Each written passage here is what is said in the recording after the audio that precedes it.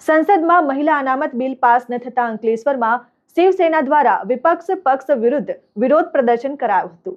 શુક્રવારે લોકસભામાં મહિલા અનામત સંબંધિત બિલ પર મતદાન થયું।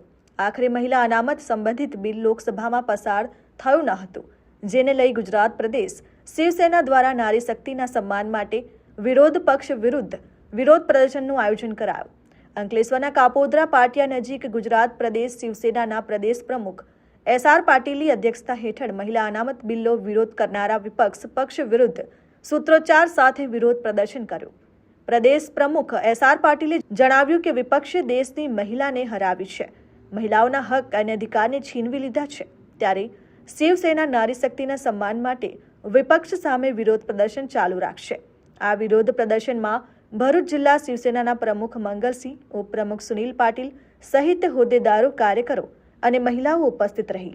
લોકસભામાં જે મહિલા આરક્ષણ બિલ મૂકવામાં આવ્યું એમાં વિરોધ પક્ષ દ્વારા એ બિલને મંજૂર ના થવા દઈને જે ખુશી જાહેર કરી રહ્યા છે, તેના માટે અમારા રાષ્ટ્રીય નેતૃત્વ શ્રીમાન એકનાથ શિંદે સાહેબના આદેશ અનુસાર સમગ્ર ગુજરાતમાં અને દેશમાં શિવસેના મહિલાઓના સન્માન માટે ઉગ્ર વિરોધ પ્રદર્શન કરી રહી છે અને અમારા ગુજરાતમાં બી કરી રહી છે અને હજુ બી કરશે, કેમ કે મહિલાઓના જે હક છીનવા માટેના જે કાર્ય વિરોધ પક્ષે કર્યું છે, તેના માટે મતલબ એક સ્લોગન અમે લઈ લીધું છે, નારી હક કે સન્માન મેં શિવસેના मैदान में।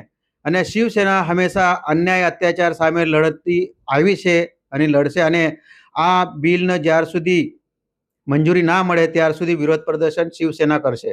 Dharmesh Patel, RN news, Ankleshwar.